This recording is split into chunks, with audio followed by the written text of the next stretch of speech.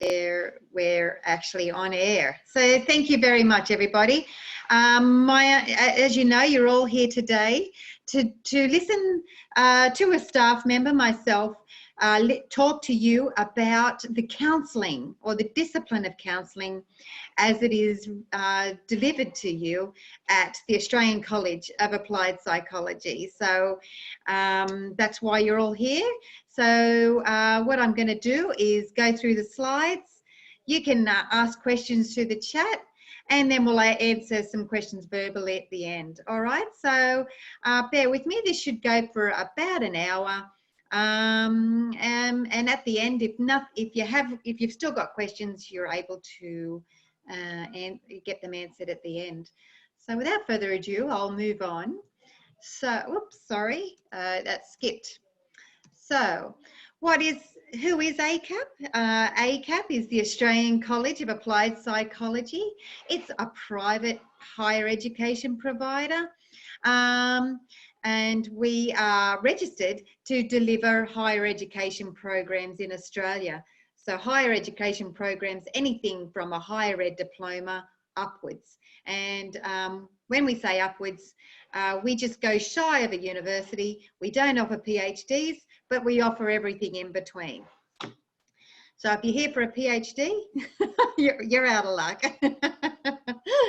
All right. So we've been a deliverer of higher education courses in the specialised area of psychology and counselling and social work, etc., since 1983. We're a national provider, meaning we've got campuses pretty much all over the eastern seaboard of Australia. So that is Brisbane, Melbourne, Sydney and Adelaide. We've just recently opened up a campus in Perth, which we're very, very proud of. So anybody there who's from Perth, welcome. You're very welcome, and we're excited to have you here. All right, as I just said, we are a specialist higher education provider that specialises in the area of psychology, counselling, criminology and social work. To date, I'd say we've actually had more than 13,000 graduates graduate successfully from our programs over the years. That number's been there in the slides for quite a while now, so I would imagine the number's quite larger. All right.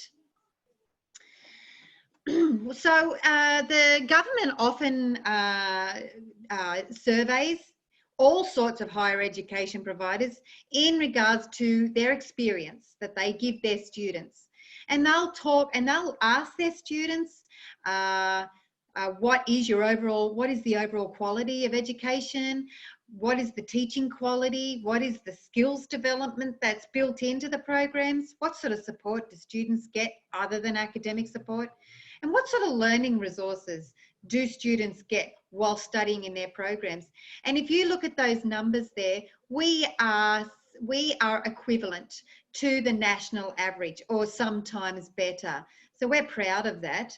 So just to let you know, in terms of the student experience, not only your learning experience, but also other aspects of being a student, you're well supported by us, as demonstrated by these government surveys.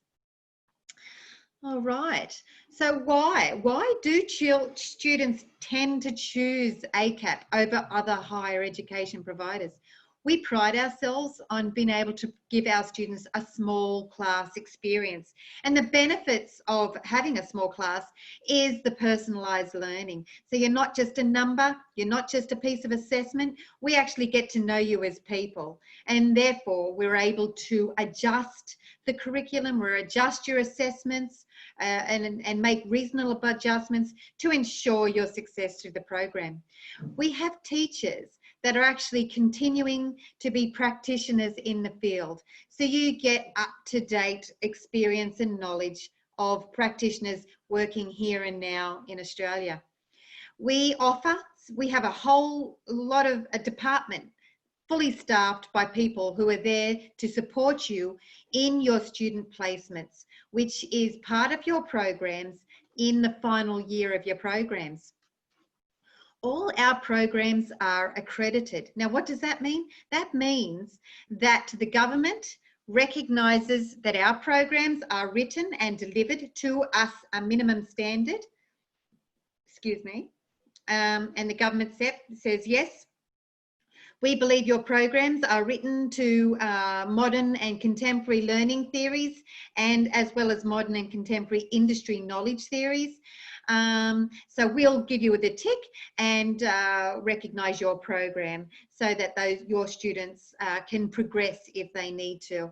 But not only are our governments recognised and ticked by the government, they're also recognised and ticked by industry. So in other words, industry such as your future employers say, yeah, we actually think that the ACAP counselling program is written to industry standards and written to what is the demand out there for counsellors these days, and therefore industry is also recognising our programs. So also our students, because of the professional accreditation, our students can join straight away after graduation those professional accrediting bodies, which employers use as gatekeeping or proof that the program or the award that the student or their applicant has is a quality award. So you can be assured that both the government and industry are recognising our programs as quality programs.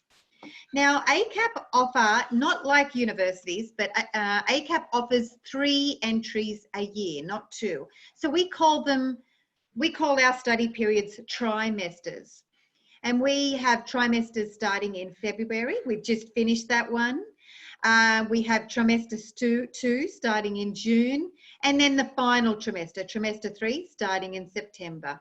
So students, and that benefits students because they can study a full-time load more spread out. So instead of having to study 4 units in a semester period, like at universities, students can choose either 3 or 2, so that their study load is much more manageable at ACAP. And as Rob asked back in the chat session earlier, yes, we can offer fee help and vet student loans to our students who are eligible. Okay, so that helps you a little bit with why you choose ACAP. So I talked a little bit about student support earlier. So what does ACAP offer our students?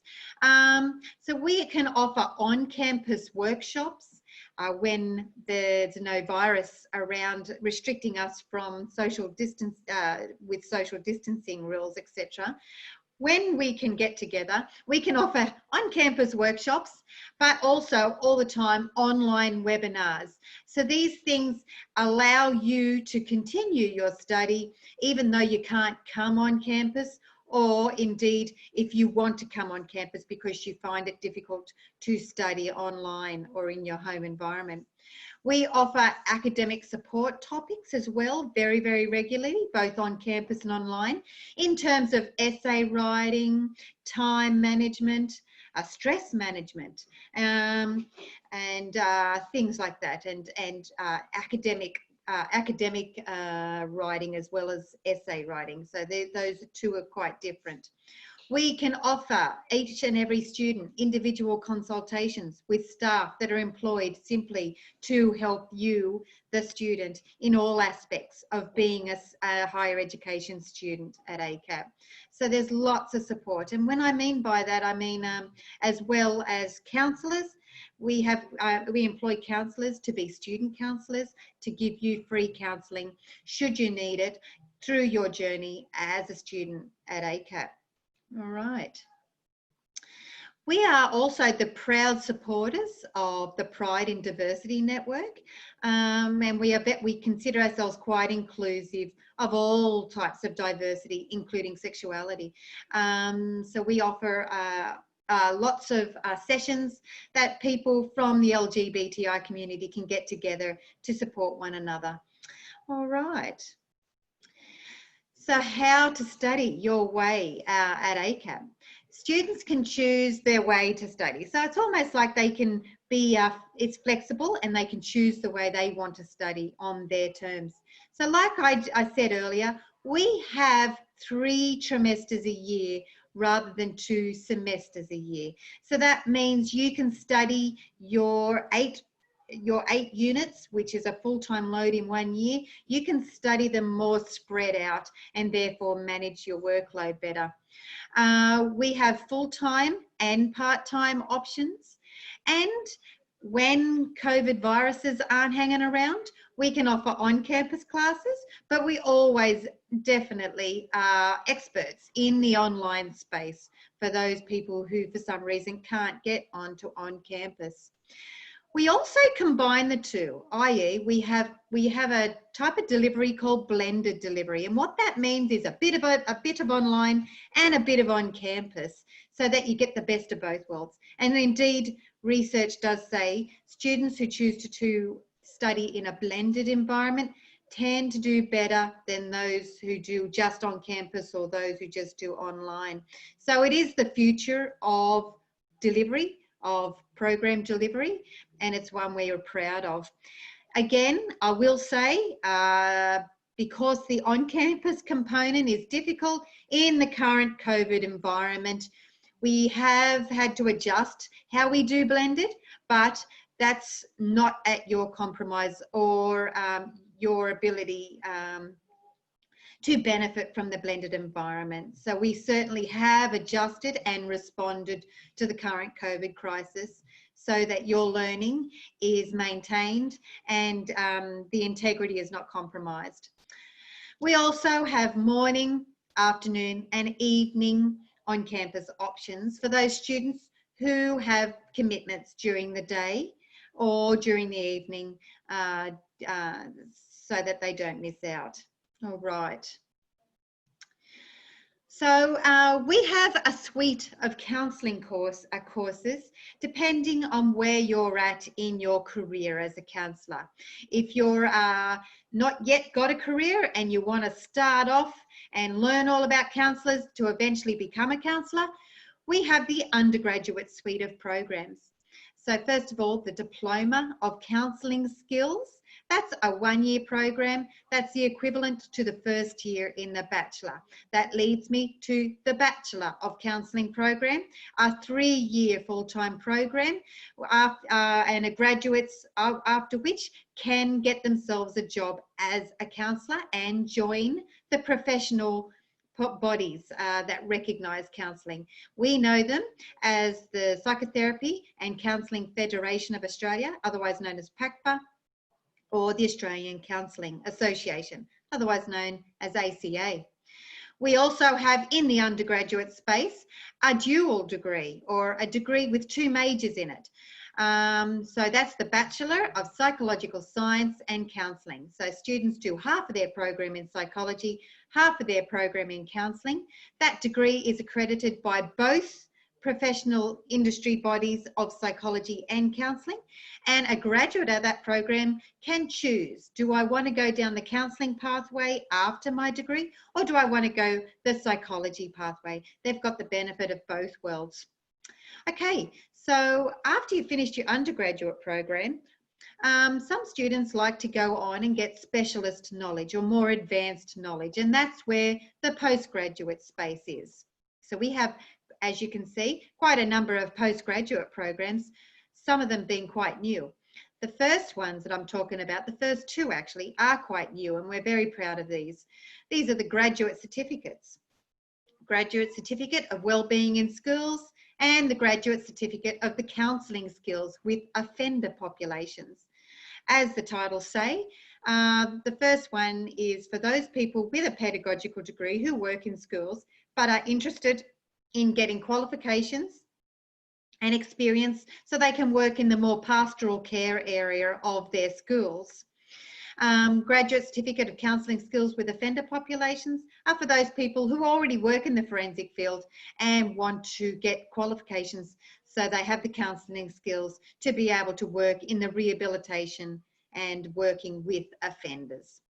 Okay, then we have the Graduate Diploma of Counselling, which is a 2-year postgraduate program leading to advanced skills in counselling.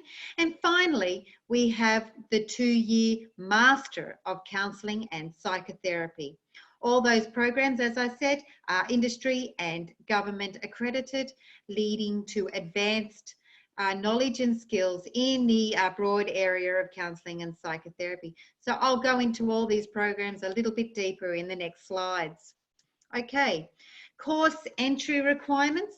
Essentially, to get into in the entry levels, the undergraduate, you need to participate in a screening interview, and rest assured that's online, so you don't have to shake hands. You also have to have completed your senior secondary certificate of education or equivalent, or completed a certificate 4 or above in or equivalent, or they need to be 21 years or above at the date of commencement, or they've been admitted to an undergraduate degree at an Australian university or equivalent. So any of those points there that I've raised are recognised entry points into our undergraduate programs. You'll note there that yes, all of our students in their first trimester of study do need to eventually get a national criminal history check, so that they're well prepared to do the placements later down the track. Okay, so first of all, I'll go back to that undergraduate suite, and we talked about 3 undergraduate programs. I'm going to talk about the first one, the Diploma of Counselling Skills. As I said, this is a 1-year program, 8 units all up. And it's delivered in blended delivery. And if you don't remember, blended was that mix of online and on campus. Generally speaking, as you can see, the material is delivered to you online via what we call a learning management system. The one we choose to use is Moodle. Some of you are probably familiar with that. Some of you might be familiar with other learning management systems like Blackboard or Canvas. We choose to use Moodle, which is friendly on any device and downloadable on any device. Very easy to use and navigate yourself around. So that's where you'll get all your online materials. And when I say online materials, I might mean things like YouTube clips, journal articles, and any other sort of resource that we feel is relevant to the learning objectives of that week. We give you a link so you can access those materials in your own time. We also do workshops. That's the on-campus component of the blended. So those workshops are generally,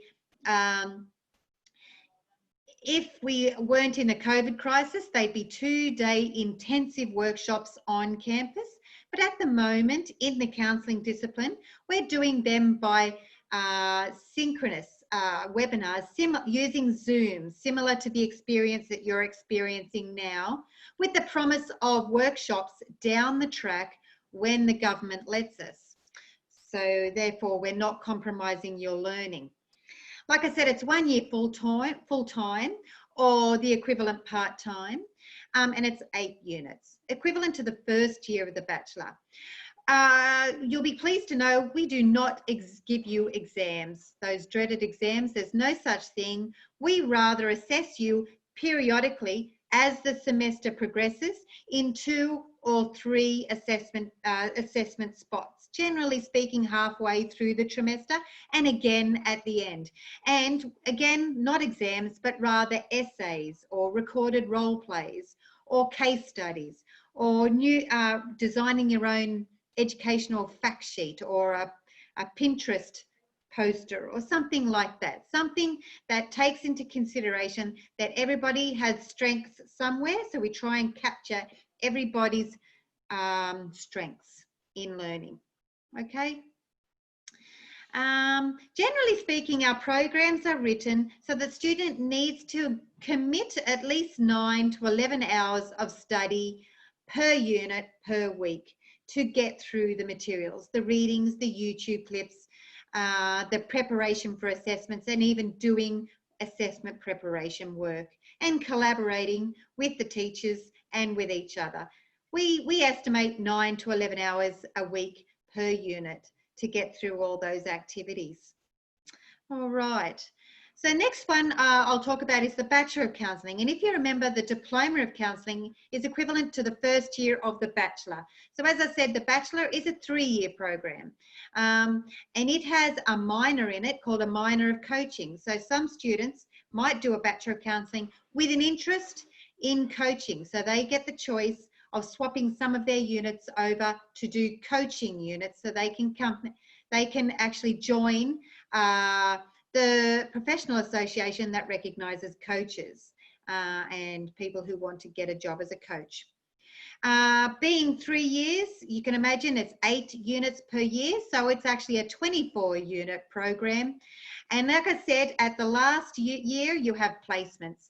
So you have to do lots of interactive activities, live activities in placements and in volunteer work and in agencies.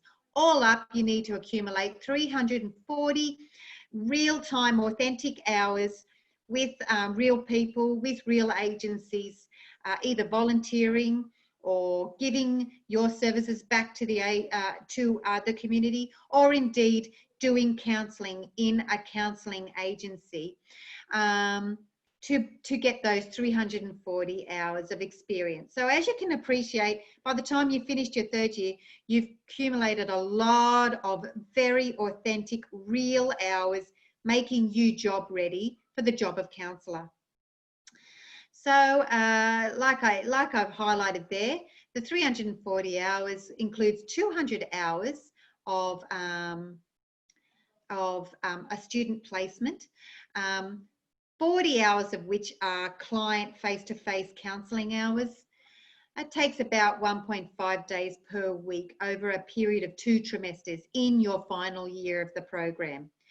You also are expected to do 90 hours of voluntary work, and make sure that voluntary work is human-centred. So don't go out and volunteer to pull weeds up or something like that. We'd rather you work with people. And service learning. So in other words, service learning is a social justice unit. So in other words, we try and give back to the community by taking advantage of the skills that our students already have that they can give to an agency for the benefit of the community. So we do that in 1 unit in the 2nd year, and you accumulate 50 hours of that. Similar to the diploma, the assessments are not exams, but they do vary, including reports, essays, reflections, group work, practice sections, and supervised work placements. And similar to the diploma, we recommend 9 to 11 study hours a week per unit. All right. Now, where do graduates of our programs get jobs? I'm not going to read this out. That would be super boring. But you can have, just skim this slide for now. You can see the types of areas our graduates gain employment. Very, very varied and quite broad in its where students can get jobs. What's not included in there is private practice. A lot of our students do choose to open up their private practice as well. Okay, I did mention to you that we have a dual major, that's the psychological science in counselling. Again, that's a 3-year program. And like I said, half of the units are counselling, half are psychology. As a graduate of this program can choose to either go the psychology pathway or the counselling pathway. If you're doing psychology, it'll be very theory oriented and very science oriented, because psychology is a science. So you'll be learning lots of theories and models of human distress, human trauma, behaviour problems, relationship problems, etc. You'll be learning research methodology, learning how to do research design and how to analyse results of doing research. So you learn to be a very analytical thinker. In counselling, we supplement that by teaching you counselling skills and theory. So how to work with people in a one-to-one or group setting, helping them with the agenda and the problems that they bring to the therapy room. You also learn to be a reflexive practitioner. So how to be here and now, empathic and responsive to the relationship that forms between you and the client in the room. So a bit of a difference. So if you can imagine, psychology is all about being a scientist practitioner. I'll ask you to mute if you don't mind. You've got nothing to do with watching. Yep. I can't So talk. those of you who haven't muted, I might ask you to mute. Thank you so much. Yep. And then in the counselling arm, you can you learn to be a reflective practitioner. Okay. Yes, there's a placement in the dual degree, and the placement is related to the counselling of the program, not the psychology of the program. Like the Bachelor of Counselling program, you are also meant to do some voluntary work in the human sphere. And this time in this program, we'd like you to accumulate 140 volunteer hours over that 3-year period. All right. Okay, so like I said, these bachelor programs in their final year has counselling placements. So in the Bachelor of Counselling and the Bachelor of Psychological Science Counselling, we have, like I said, you accumulate either 90 or 140 hours of human-related volunteer work. But in the 3rd year, you do actual face-to-face counselling placement work. And those placements are very much aligned with the disciplinary knowledge of students who are enrolled in that course. So very much putting into practice the frameworks and the skills and the tools you've learnt over the 3 years into practice. You develop reflexivity skills, you become ethical practitioners with the theoretical knowledge and improved skills. As I've said earlier, they have 2 placement units in the program that occur concurrently, one after the other. So a period of 2 trimesters to do your placement. And on our databases, we have in excess of 600 agencies ready to receive our students so they can conduct their placement hours. All right. I've talked a lot about the undergraduate programs which finish at the bachelor level. So what I want to do now is talk about the postgraduate programs, which are all those higher education programs you do after you've already got an undergraduate program, that is a bachelor. All right.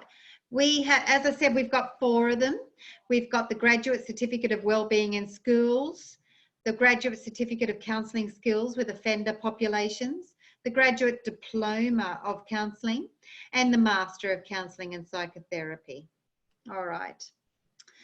Let's talk about the Graduate Certificate of Wellbeing in Schools. So this explores what constitutes, promotes, and sustains wellbeing in schools, the range of wellbeing issues students may present with, and their diversity, equity, and inclusivity issues.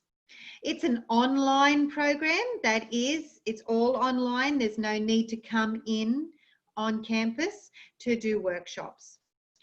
There are 4 units in total that can be studied over a 2-trimester period, which takes about 6 to 8 months to study, or you can study it in a part-time equivalent, so 1 unit a trimester over 4 trimesters if you so wish. To join or to enter the Graduate Certificate of Wellbeing in Schools, you need to have completed a bachelor program or higher in any discipline. It doesn't have to be counselling. Like I said, it could be in education, like you're already a teacher at a school.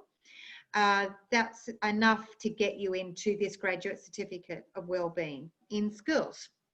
What about the next one? The Graduate Certificate of Counselling Skills with Offender Populations. This provides an in-depth knowledge of penology, correctional practices, foundational counselling microskills, and interviewing practices that are applicable to diverse individuals and groups in the offender populations.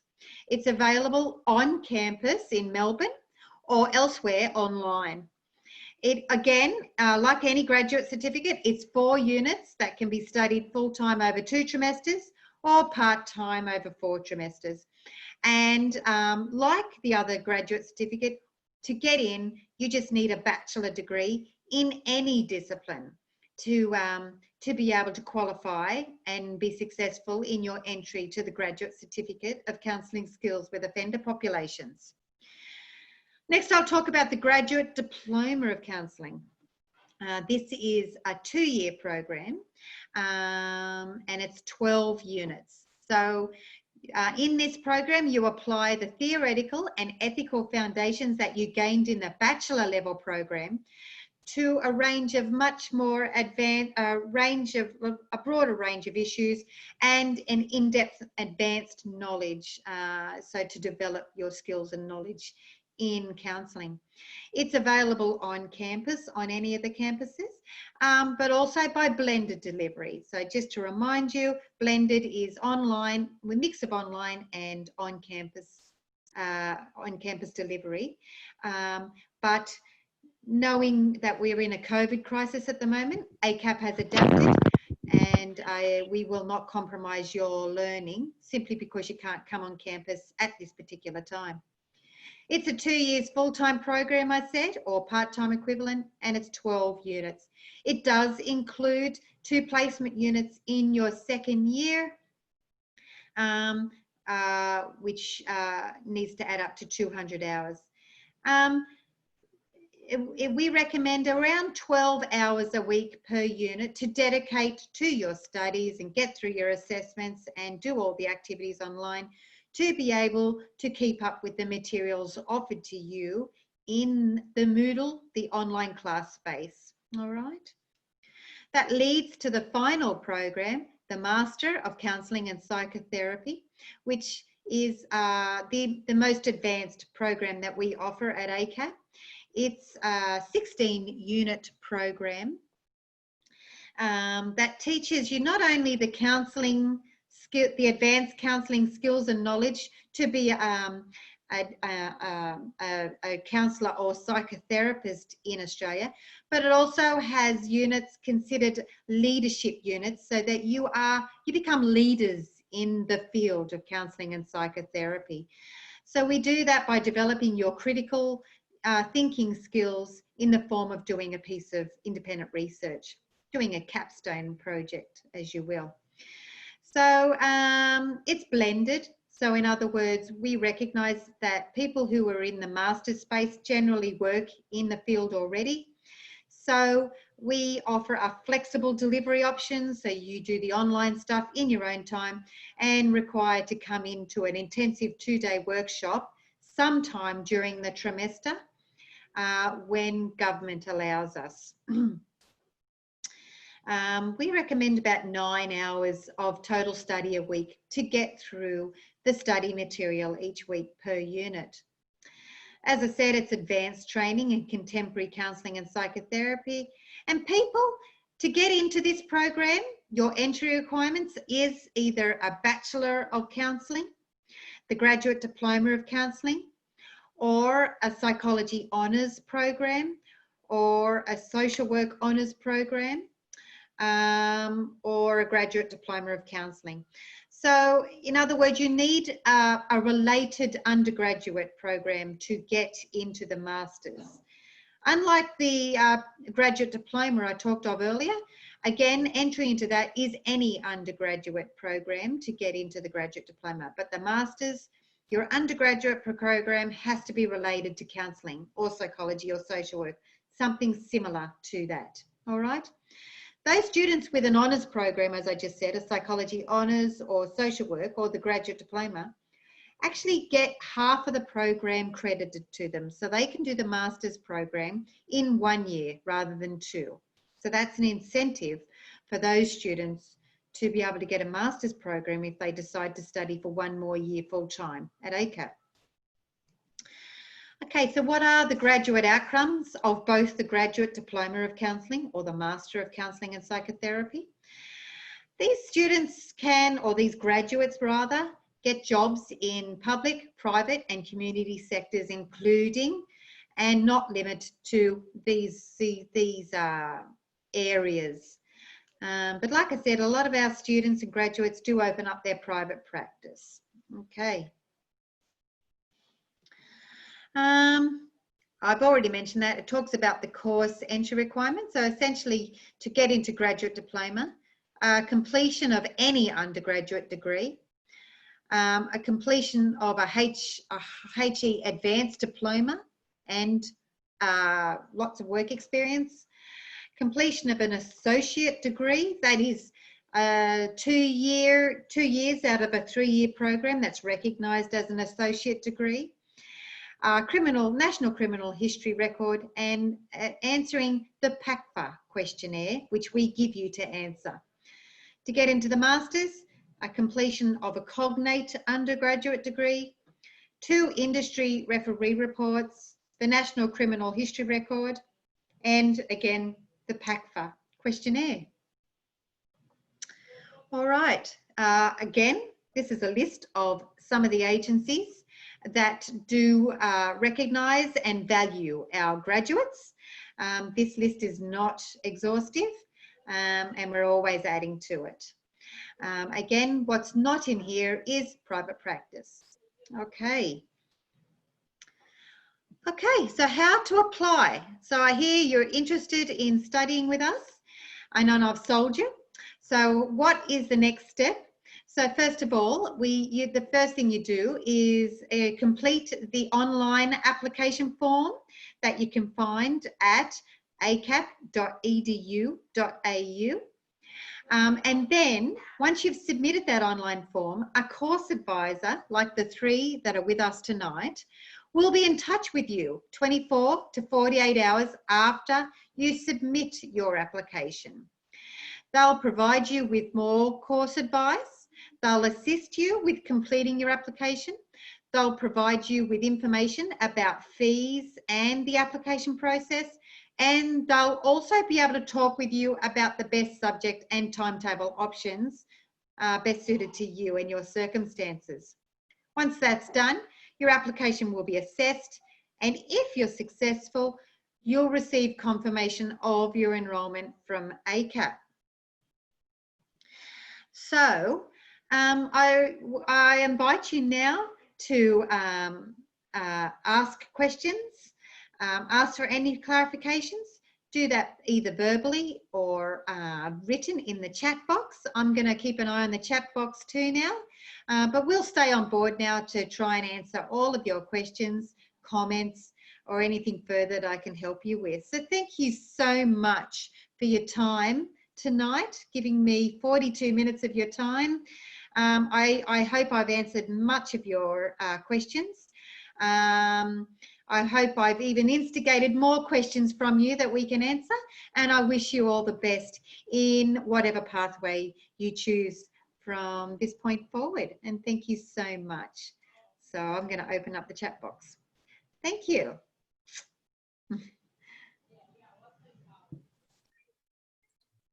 Hi, thank you very much. That was really good information.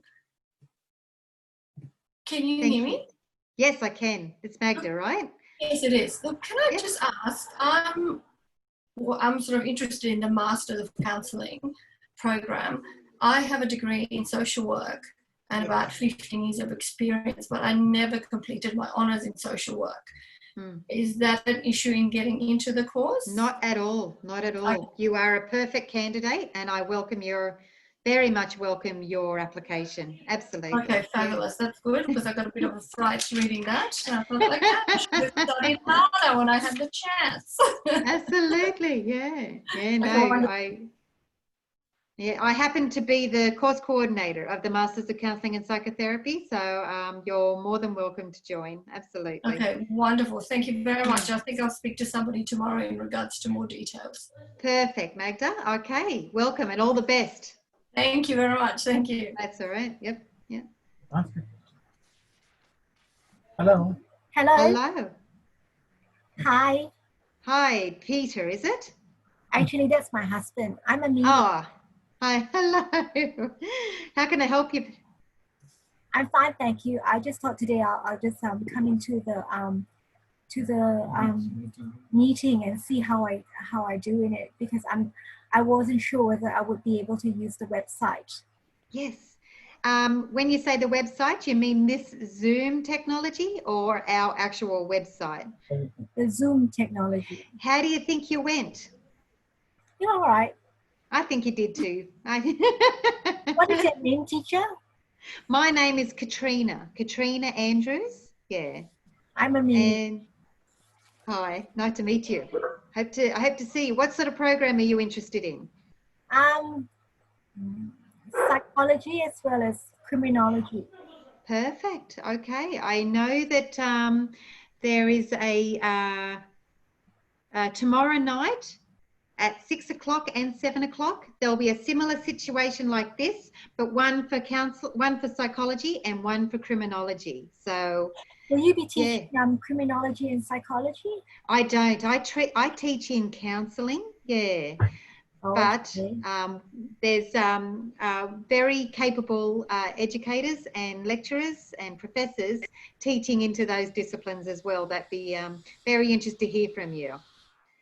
Yeah. So your name is Katrina, and what's the other name? Andrews. Katrina Andrews. All right. Yeah. Nice to meet you. You too. You too. Hi, Katrina. It's Michael here. Hi, Michael. Hi. Thanks so much for the presentation. I'm Pleasure. interested in looking at doing the graduate diploma in counselling.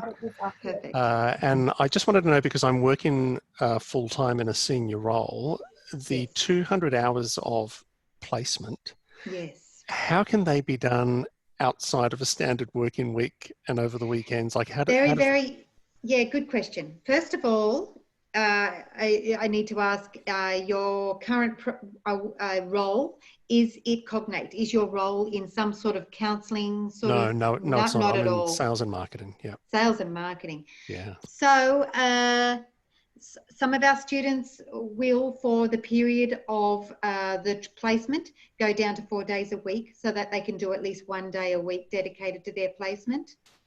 As you can imagine, the agencies that offer evening and weekend work are very, very popular.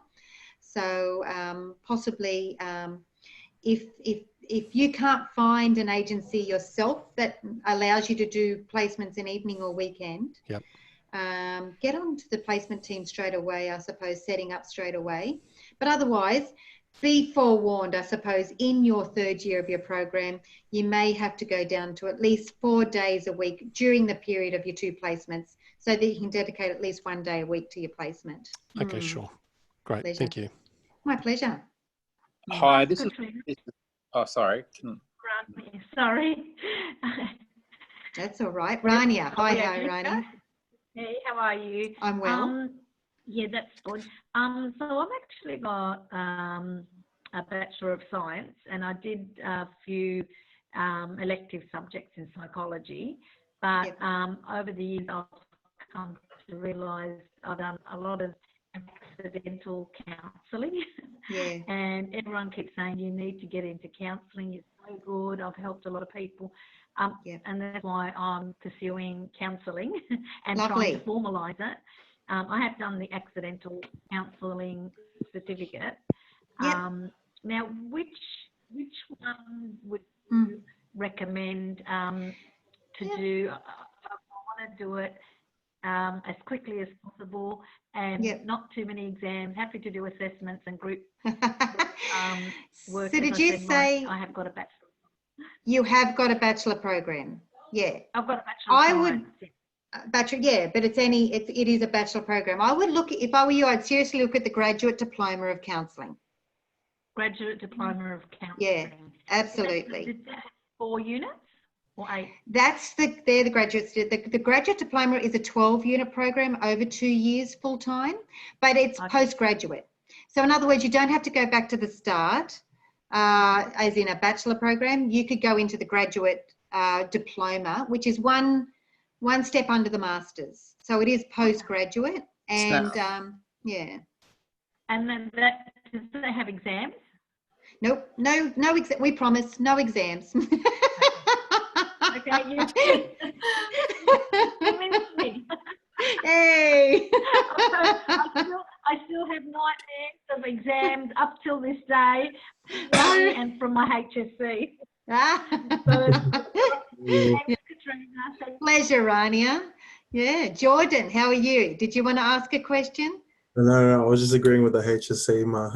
Yeah, I think we've all been there, absolutely. I do have a question. Yes, yes. If there's no one in the line. So those that are not asking questions, if I might ask you to mute, so the person who is asking comes into view, if that's okay. Yeah. All right. Yeah. Well, yeah. I just wanted to ask if, so I am a psychologist. I graduated in Brazil. I've been living in Australia for the past year, and I'm planning to stay. I am doing a partner visa. So I'm on a bridging visa now.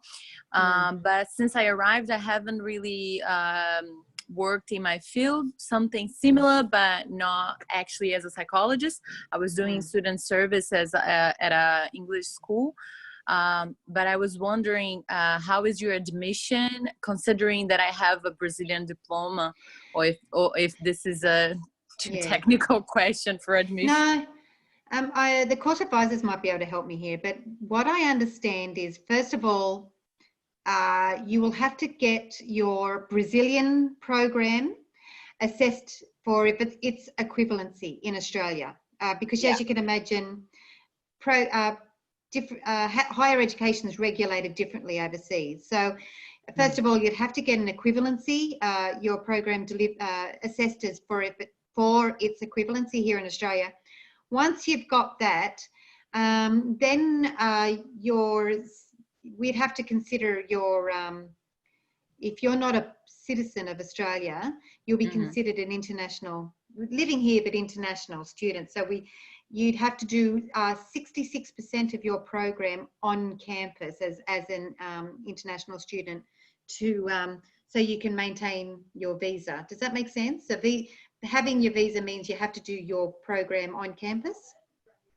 60 or 66% of it. Now, I know we're in a crisis at the moment and nobody can come on campus because of the social distancing, etc. So we have, ACAP has adjusted the program so that on campus at the moment is synchronous, similar to what you're experiencing now on Zoom, with the promise that the on-campus hours will be accumulated down the track when the campus reopens, when the government lets us. So you'll be offered on-campus workshops and intensives to catch up on all the experiential role-playing and experiential workshop experience, I suppose, and practice later down the track, so that you can accumulate those hours that you need to accumulate to maintain your visa. Does that answer your question? Yeah, so just let me see if I understood. So I was interested on the master's, so that's why I asked about my diploma. So the main thing would be get my information about my diploma and the disciplines to be, so you guys can see if there is the equivalence. And perfect. From then on, you guys could tell me if it's equivalent enough for me to do the master's. Absolutely, absolutely, yeah. Okay. So your program was in psychology, am I right? Yeah. Yep, all right, yep. So the organisation you need to go to is the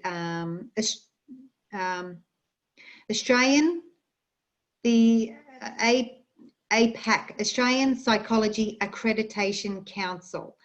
They're the body that recognises psychology programs in Australia, and they're the ones that will assess your program for equivalency. All right?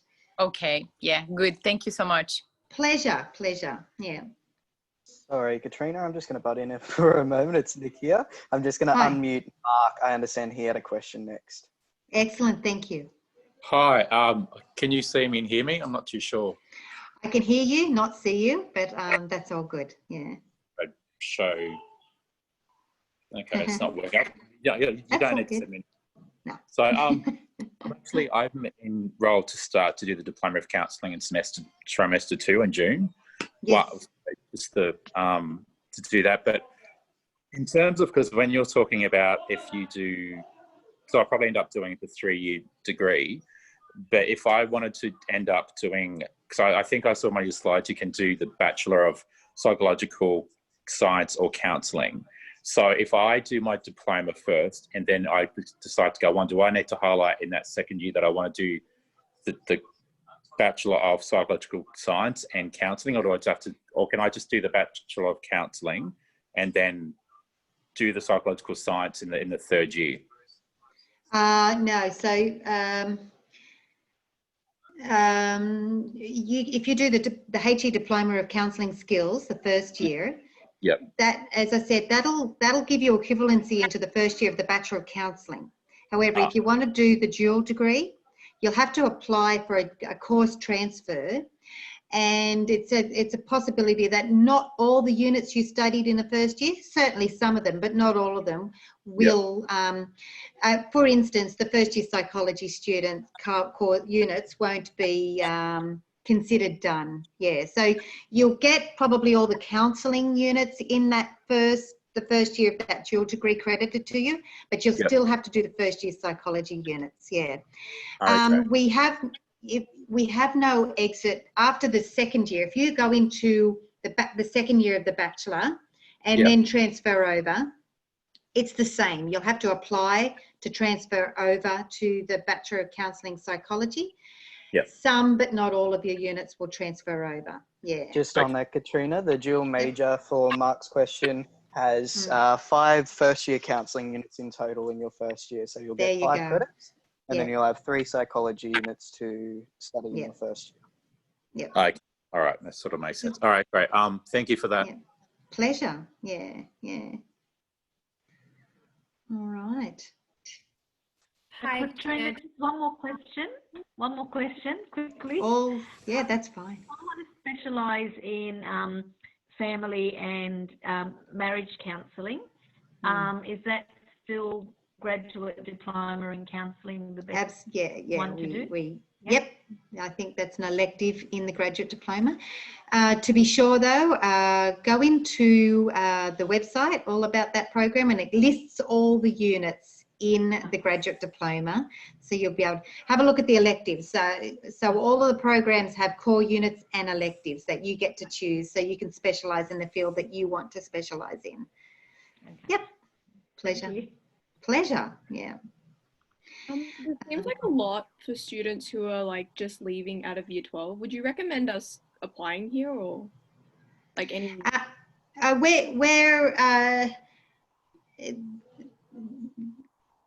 That's a really good question. Our programs are equivalent to any program that you would get at a university. All right, they're the same, because TEXA doesn't recognise a degree is a degree wherever you learn it. What's different? How are we different from a university? Is I suppose we don't have that on-campus experience that universities can offer. What I mean is those student unions and gyms and running grounds, car parks and all that stuff. We don't offer that. I suppose we are specialised in what we do, which is the teaching of social science, psychology, counselling sort of units. Particularly, I suppose, we do differ from universities because our student cohort do tend to be people who are returning, changing careers, or returning after a period of time. Yeah, but at the same time, yes, we do have, particularly psychology, do get student, not so much counselling, but particularly psychology, do get school leavers in that program. Absolutely. So I'll answer that. So to answer it again, I suppose academically we're equivalent to a university. Experience-wise, we don't offer you a jogging ground or a gym or a swimming pool. Do you want me, Katrina? Do you want me to jump in as well? Yes, please. Yeah. So with that, Basically, we've got smaller class sizes. We've got people like Katrina, who is incredible. I've met her a lot on campus. She's one of our best lecturers that we've got. So I'll pay you later. yeah, exactly. She'll pay me later. Don't worry. In alcohol, obviously. But basically, they have that one-on-one interaction with you guys that universities may not have, and that's not putting them down. They just have huge campus and class sizes. Like, they're massive. We have 25, maximum 30 if we're pushing it, and that's the sales team pushing it, not anyone else. But you still have that one-on-one interaction. So Katrina would be able to talk to you all in one lesson, and she'll be able to have a conversation probably with everyone and sort out everyone's issues. Yeah. Unlike where you're in those lecture halls and there's just 1,000 people, you know, they might answer a couple of questions, have some general questions, then cut you off. So there is that kind of factor where we're a little bit of a benefit for that fact. Katrina's got a ton of industry experience. Like, she's amazing at what she does. I'm going to use you as an example. I'm so sorry. You are an incredible person. But like, we've got tons of industry experience as well. So you guys are getting that real world experience, which you may not get somewhere else. And again, not discrediting anywhere else. It's more just a difference for us. We have tons of student teams that will basically help you through study. So anyone that's coming back to study, or has never studied before, we have those guys to help you out as well. So that's just something to be mindful of as well. Thanks, Nick. That's something. One more question. Sorry? Yeah, go ahead. Go ahead. Thank you. I'm interested in doing the diploma of counselling, so mature age potential student here.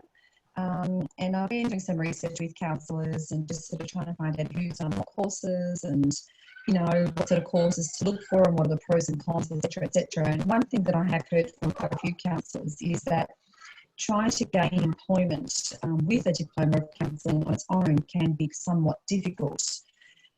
So I guess my question to you is, through your experience, how realistic is a comment like that in terms of being able to get into a counselling field after just having completed a diploma? I mean, for me, you know, if I enjoy the year and I do well in it, maybe I'll prolong my studies. However, initially, that's what I want to start with. And if I want to go out into the workforce, you know, how long, you know, am I likely to spend looking for a job in this field? Do you think?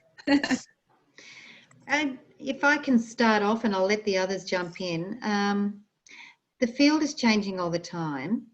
And given what we're going through right now, the anticipation is we won't have enough counsellors in the field to meet the demand that's coming up because of what we're going through right now.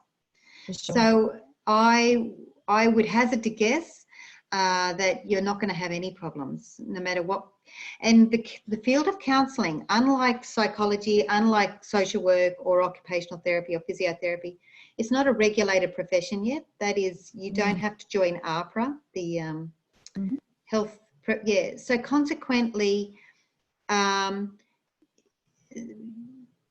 those places, if you're regulated, often a body like that will say, well, you can only call yourself a psychologist if you've got a master's level program, you know, or a 4+2. There's certain pathways you've got to go through and to be registered as a psychologist. That's not the same in counselling at the moment.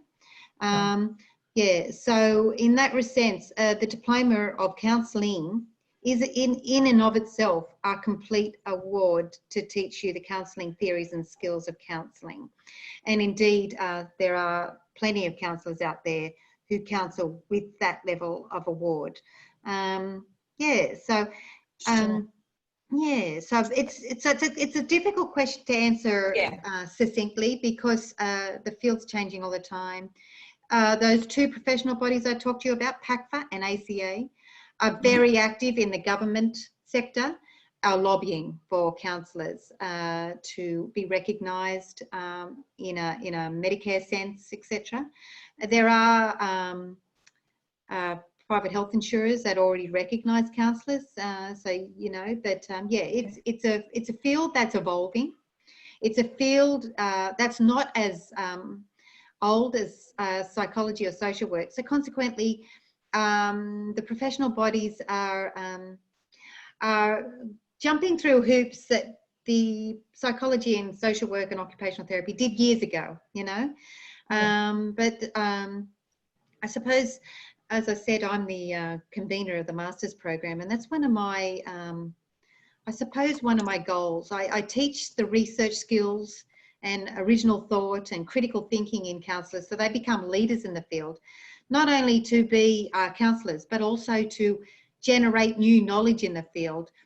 That knowledge can be used by these professional bodies to lobby to the government and say, see, this is what counsellors do over and above other professions. You know, you need to recognise them in and of themselves as a distinct profession. So, yeah, it's a dynamic field at this point in time. Yeah. Yeah, I can certainly see that. You know, the way things are going, particularly with what we're going through at the moment. But I did jump onto this Zoom chat a bit late, so I may have missed some of this. But I'm also interested to know how does your course or any of your courses through ACAP fare with securing government positions? Because that's another thing that I often hear from counsellors out there, saying that there are certain courses that may secure, you've got a greater chance of gaining employment, say, you know, in school or in a government, other government body, compared to, you know, universities often, or you know, supposedly you can get into these government positions with university courses, but some of these more private institutions, it poses a bit more of a problem. Is that accurate again? It's all about who accredits us, and I said at the you might have missed it, but I talked about how our counselling programs are accredited with professional industry bodies, PACFA and ACA. They're the bodies. They're the bodies that represent the industry, and they've given our programs the tick of approval. In other words, they're saying that our programs are industry relevant, and so it's basically saying to an employer, "Oh, look, they've done a program at ACAP." And PACFA recognise that program, or ACA recognise, therefore it must be a good program, and therefore they've got the skills that I need. So basically, I suppose it's like the on food, the tick of the Heart Foundation tick, you know, oh, that's supposed to be healthy food. Our programs have got the tick from PACFA. So yeah, so in other words, it's industry relevant, it's written to industry needs. It's up to date and current all the time, and it employers recognise the skills that our graduates have. Yeah. Okay. Does that make sense? Yeah, it does. Yeah, wonderful. Thank you. Just on that as well, Katrina, with the accreditation providers, they do have different levels of membership that you can get. So when you complete a specific course, you get a certain level of membership, and that's essentially, I like to refer to it as your golden ticket to employers. That's exactly what employers are going to be looking for. When they see that you've got a certain level of membership with a particular accreditation provider in the industry, it immediately tells them you've done a certain amount of study, you've done a certain amount of industry experience, and you're ready to step into that employment opportunity, if that makes sense. That's perfect. Yeah, it does. Yeah. Okay. Thanks so much. Katrina, can I ask a question just quickly? Yes. So I have completed a Bachelor of Science Psychology, and I'm trying to figure out whether I want to pursue the counselling pathway or to complete my honours program and go down the psychology pathway. I mean, all the accreditations and things like that is something that's played on my mind. Is there anything you would advocate for counselling as like a better path, or a different positive, as opposed to the psychology route? Okay, so that really depends on where you want to end up. Okay, psychology, as you can imagine, is a science, and psychology has specialisms. You know, you can do clinical, community, forensic, organisational. You can do policy, HR, and things like that. Yeah. So psychology tend to be a bit, excuse me, broader in a sense. They don't. Sometimes people can do psychology degrees and never actually see a person because that's not their interest. They're interested in more broader goals, or working in organisations and employers and stuff like that. Excuse me.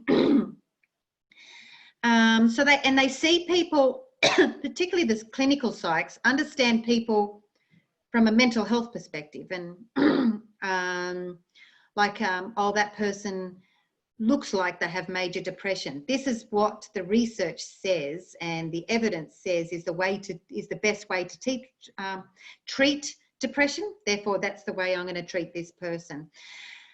Counsellors, on the other hand, although recognise someone has depression, they tend to concentrate more, excuse me again, they actually concentrate more on the relationship between them and the client. So that relational, reflexive sort of relationship, and works with the goal, the goal that the client's brought into that. I'm going to have to go get a bit of water. I'm so sorry. Yeah, go ahead. That's okay. I can take over. Just another point to make on that is the way that psychology is regulated in Australia. It's a lot more heavily regulated than the other industries, such as counselling and social work and things like that.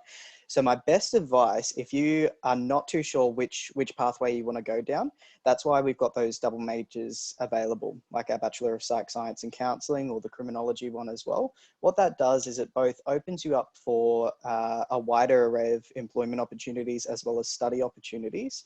And because psychology is so much more heavily regulated in Australia, it also makes it a lot easier if you get down the track and you decide, oh, hey, maybe my passion lies more in counselling.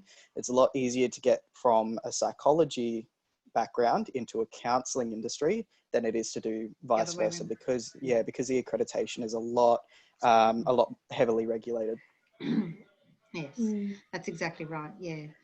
So I suppose counsellors specialise in working with people and understanding the person in front of them, and psychologists work more in understanding why the person is having that difficulty and understanding them from a much more scientific background. And so, and like that was just said to you, because psychology is regulated, there's a lot more training involved, and a lot more training and a lot more, I suppose people could say, loopholes to jump through to eventually get to that point where you can call yourself a psychologist. Whereas a counselling, it's not a regulated industry, and so consequently you can become a counsellor and help people sooner. I hope that answers your question. Yeah, no, that was helpful. That's kind of the thing I'm struggling with, is to put myself through the, year of honours and 2 years of masters, and then upkeep the registration. Like, it's just a big commitment. I just don't know. It is. But yet, but thank you. It is. Pleasure. Yeah, pleasure. Yeah. My question was sort of following on a little bit from that, but coming from the other side. I'm looking to sort of start study. I'm doing a diploma at AIPC in counselling at the moment. And then having done a bit more research, I'm kind of, really interested, I think, in just doing a BA, just in terms of career path, because I'm pretty positive that this is a career path that I want to follow. I have studied psychology a long time ago when I first left school at university. And so I've sort of been tossing up between the counselling BA or the double major. But as a mature age student, it's been a long time since I even looked at statistics, and I was horrible at it back then when I just so just sort of wanting to get an understanding of, in terms of career path, earning capacity, etc. Is it a good idea to try and attempt at least that double major, or am I better off just sticking with the BA counselling? Is there much support within the course for you to kind of upskill what you need to learn? I know when I was at uni previously, there was specific statistics courses for science. Okay. Yeah, like was said to you earlier by the lovely course advisor, because we're small, we have small classes. If you need the extra support in statistics, you'll get it. You'll absolutely get it one-on-one. Yeah, absolutely. So I shouldn't need to be terrified that if I chose to go that double major path, that I wouldn't be able to make it through. Yeah. And can I say, Deb, I'm going to use jargon here, you probably learned Minitab or SPSS or something like that to do your statistics, am I right? Oh, it was a long time ago. Yeah, it was a long time. more than 20 odd years ago. Okay, well, these days, yes, you do learn to do statistics. We were using whiteboards for formulas. Yeah, you'll have to do the initial stuff first by hand, but eventually you learn SPSS. There's a whole software these days that do all the statistics for you. So it's going to be I would very much pretend you don't know and go in there with an open mind. Yeah, absolutely, because it's completely different these days. Yeah. So I was sort of like, wanting to find that medium path, I guess, between giving myself the best qualification that if I do later decide to upskill, but because I'm sort of more middle-aged, I don't want to spend 10 years of study. Exactly. To get into earning capacity. So yeah, absolutely. Keep in mind, I don't know if you can jump on this same webinar, but tomorrow night it's psychology. And they do have a graduate certificate. So anybody who's got a cognate undergraduate degree and want to transfer over to, they have a 1-year program that you can do, and to change your degree into a psychology degree without doing the whole 3 years. So yeah, listen to that too and see what your options are that way as well, if psychology is your thing. Yeah. Thanks, appreciate that. Pleasure. Right. Yeah.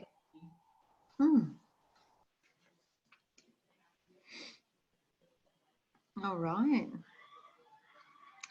Sounds like I was able to answer a lot of questions. Can I ask one more question? Of course. Yeah. This is a bit more of a personal question, but I guess for me, it's really important that the tutors and lecturers are actually, practitioners in the industry. Can I ask you, what's your background? Yeah, I was I was one of those nuts that did a Bachelor of Psychology, and then I did my honours. And then I went out and worked for 10 years in the field. So I worked in jails and in psychiatric hospitals and general hospitals, and I worked in what used to be called primary health networks. They're called something different these days, but where GPs would refer me in the Better Access refer clients to me in under the Better Access initiative. Then I did something silly and had children. And then, the stage I bet, yes. And so while I was raising 3 boys, I decided, I've got all this spare time. I did a PhD. That was a bit silly. So I did a clinical PhD from Griffith University. So I got a PhD in clinical psychology.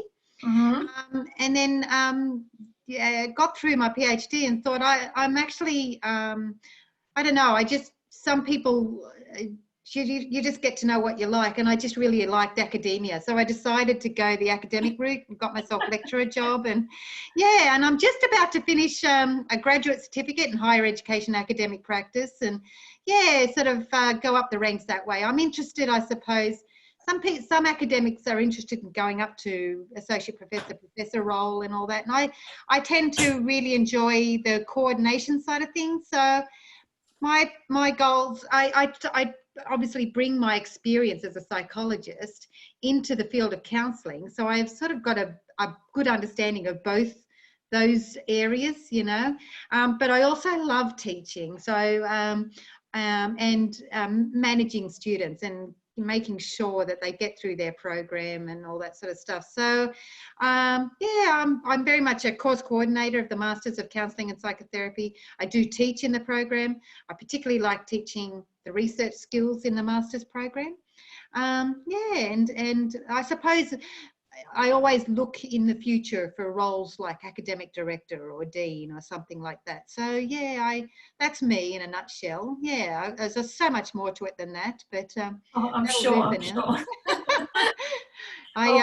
That's wonderful. Thank you. And I guess I'm at a slightly different position, but I've literally just had my kids, and I'm looking at returning to some kind of work. But I want something a bit more meaningful. I've sort of specialised in child protection across different fields, but this is my kind of next step, something I've always wanted to do. And it sounds like it's doable. I have 2 little boys, but if you've managed to study that much, having 3 boys, then perhaps there is hope for me as well. So that sounds lovely. Excellent, excellent. Oh, good luck with all that. Yeah. Thank you, Katrina. Really appreciate your answering all the questions, and I'll definitely be in touch. Thank you so much. It's a pleasure. It's an absolute pleasure. Yeah. All right.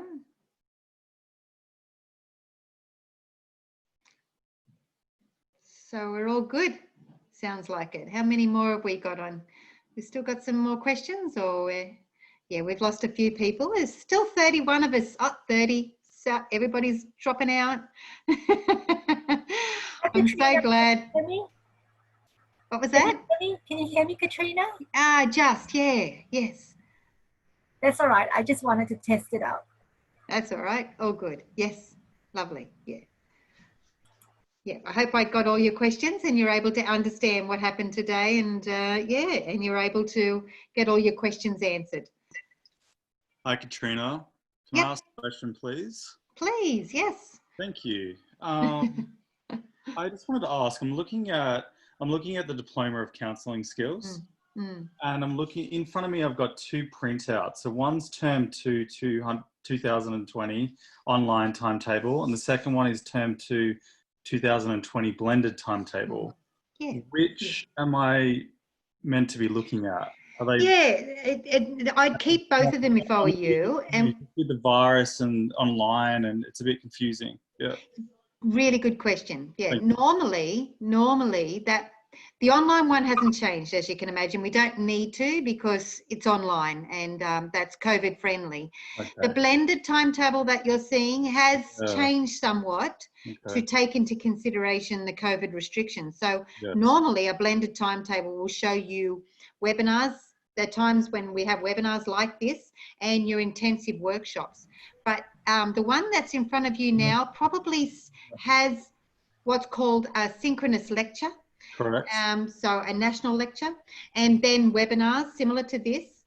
And it says at a future date, you'll get your workshop. So that's how we've changed blended for now. It's not going to be forever. It's just to adapt to the restrictions right now. So in other words, we will still give you that workshop, that on-campus experience, but it has to be down the track. We can't timetable it right now. So instead, we're going to give you a national lecture and 5 of these webinar tutorial things, so that you can still have that experience with your educator and each other, and even probably do some exercises using this Zoom software, because besides talking to and fro now, Zoom does a hell of a lot more, like that we can do with our students to make it more collaborative and interactive. Yeah, I think Zoom's great. I mean, I'm studying a cert for in mental health at the moment, and we're using Zoom, so it's working really well. It was just confusing looking at this timetable with the units, with the workshops, and then the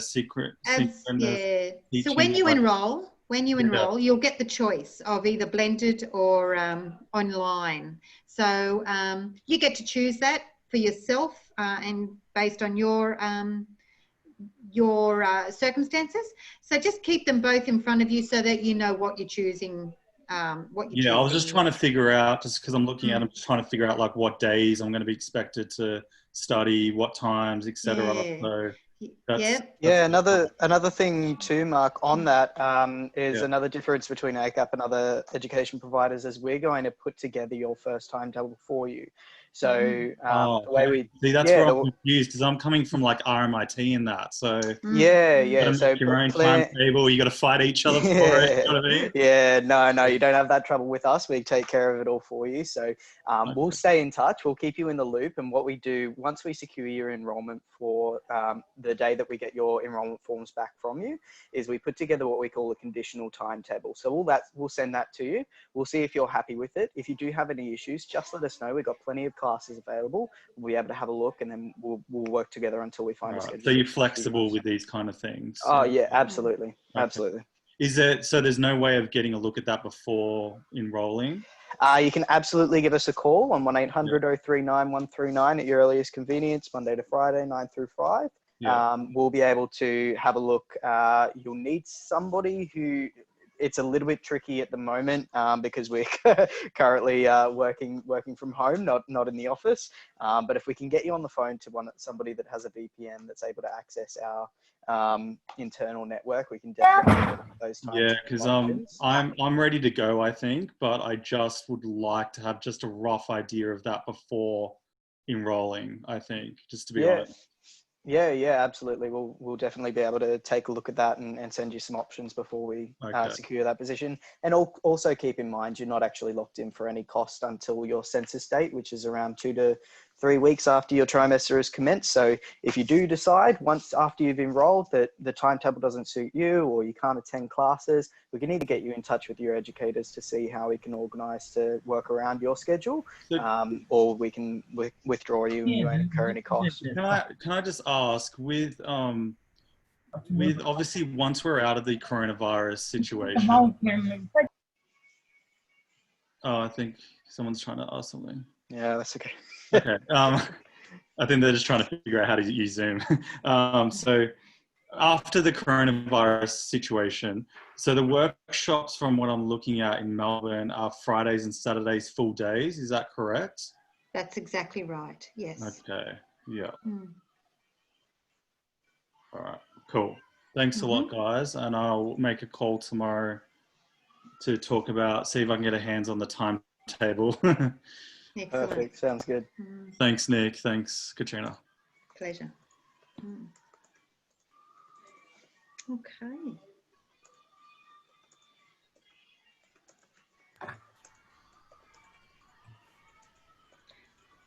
I think we're coming to the end of tonight's session. I really want to thank you all for turning up and for your amazing questions and your interest and diligence. That's a really good sign that you're going to cope with the webinars when you enroll. So well done. Yeah, so if there's no more questions, I think we'll call Katrina, it a night. I'm going to annoy you one for a second. Yeah, I'm sorry. all good. Yeah. I just want to ask, so with the Diploma of Counselling, so we're doing, like when you're doing the workshops, is that the placement, or if you're already working in an area of mental health or something, can you use that as placement? How many hours are, yeah. Okay. Yes to that. Yeah, so the Diploma of Counselling Skills, so there was a double-loaded question there, and I'll answer them both. The Diploma of Counselling Skills actually doesn't have a placement, okay? It's only the first year of your bachelor. Yeah, so it's only 8 theoretical and applied units, no placement. Cool. If you go on to the bachelor, that's where the placements click in, and yes, if you can demonstrate years and years of amazing experience and meeting those learning outcomes, we will RPL one of those placements for you. Yeah. Cool. Katrina? Thank you. Katrina? Pleasure. Yes, yes. It's Amelia again. So sorry to bother you, but somebody has removed all my icons. If no one's removed it, you'll probably find if you put your mouse over it, that it'll pop up or down. Yeah, it's a pop-up down thing. I just moved it and I need to move it again. It keeps on going like that. Maybe Peter can help you. That's something that you'll have to do at your end. That's not something we're doing. It's just the software on your computer. What is it that you're trying to access, Amelia? The icons are disappearing and coming on and disappearing and coming on again. Yeah. You hover over it with your mouse and it should pull down. Okay, you finished all the questions? Yeah. Do you have a question? No, that's it. Okay. All right. That's all good. I know it's brand new. It's all very good. I can mute you if you'd like me to. Yeah. Sorry, Katrina, we just have a question coming through from somebody under the name of Latin Comedy. We're just waiting on that one to be typed, and then I'll be able to reiterate it. Yeah, Latin, if you're there, I'm more than happy to answer your question.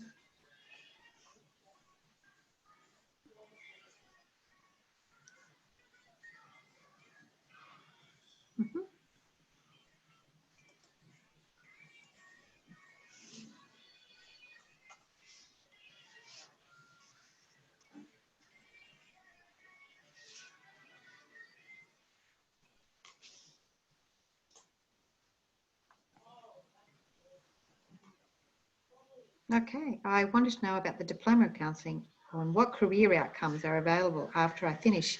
That's a really good question, Latin Comedy. And the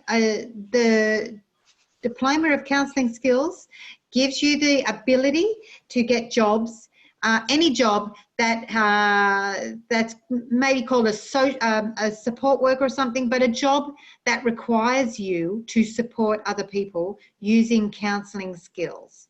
So a lot of these people get jobs in charities, in jobs where you're supporting oppressed others, or indeed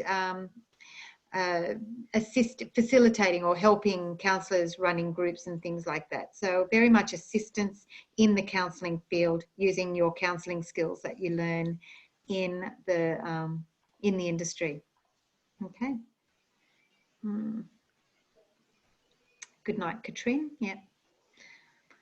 The skills of the course are transferable in other fields. That's exactly right. Thanks, Nick. That's all right, Latin. I'm pleased I could answer your question. Thank you. Yeah.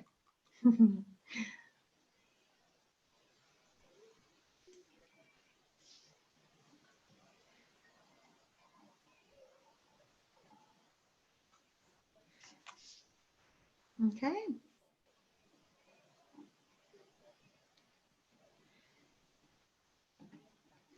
Sounds like we're again nearing the end, or more than happy to hang around to see if there's any more questions coming.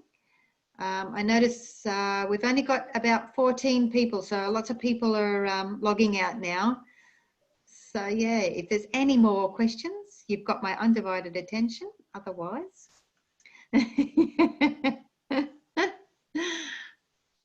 We do have a question from Alia. Just Great. wondering if she wanted to become a school counsellor, does she have to do any further study? Now, Alia, if you don't mind, would you be able to unmute yourself and we'll just do a bit of discovery and understand what it is you've studied so far so that we can kind of start to figure out a pathway for you. Hello. I studied Diploma of Counselling and I want to pursue like studying Bachelor of Counselling now. Perfect. So yeah, Bachelor of Counselling, that's going to be able to allow you to work in the public and private healthcare industries in a range of different settings. Primarily, it's based on kind of who you want to work with and why you want to work with them. But yeah, absolutely. Some schools will be able to employ you. I like to tell students that it's all based on the school board and what kind of assets they're looking for. And you may find in some states, I believe New South Wales currently has a law where you do have to complete a master's degree or be a qualified counsellor to be able to work in schools.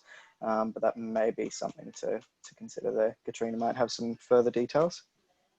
No, I think you're right. As it's Nick, isn't it? Nick was alluding to, it is it's different state by state. So yeah, you would have to look at and answer look at what your state requires for you to. I think the question was get a job in schools as a school counsellor. Yeah, so some states require both pedagogy and counselling skills, etc. Qualifications. Yeah, so yeah, I would go to the state and that you live in and New South Wales.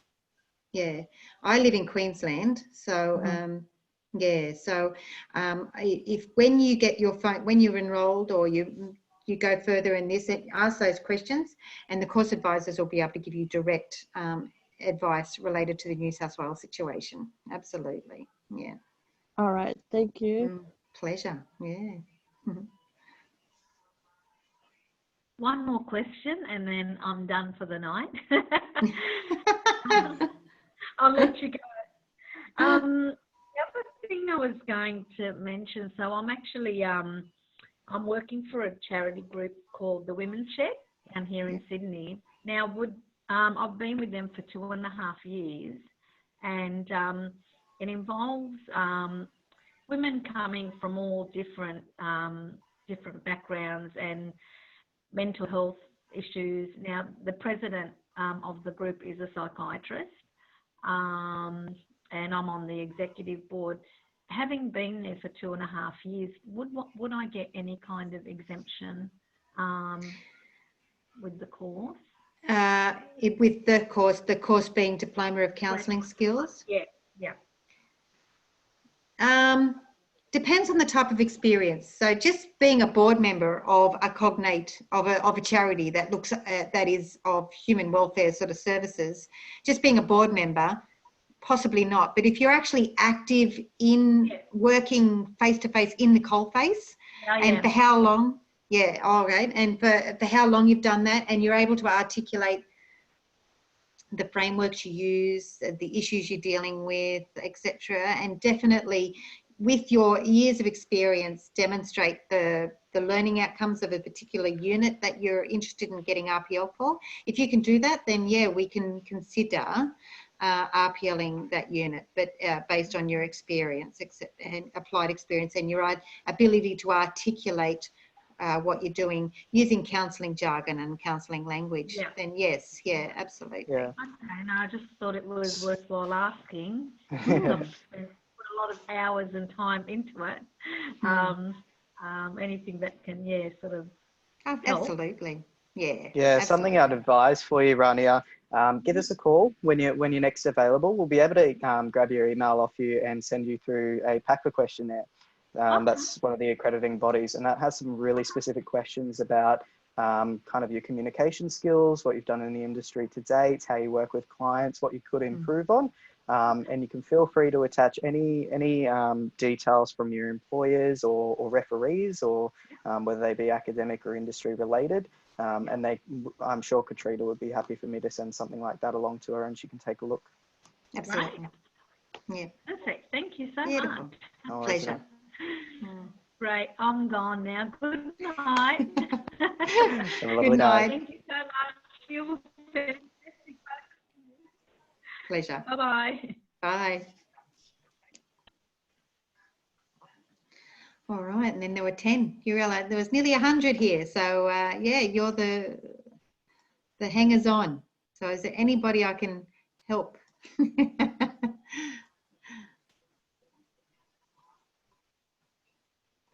All righty. That's about it. Yeah, I think we'll call it a night ourselves. Is that all right, Nick? Yeah, of course. I've left in the chat for them to contact us. So yeah, great. If anybody has any further questions, we would love to hear from them. Yeah. And I'll just let you know, Nick, when I press record, it automatically went to the cloud. So I have no idea where this recording's going to. That's okay. You're logged into the marketing ACAT account, so that'll marketing, send them an email. Yep. Perfect. They'll be able to retrieve that. Great. Okay. Do you think it went well? Yeah. I'll just stop the recording here. Yeah.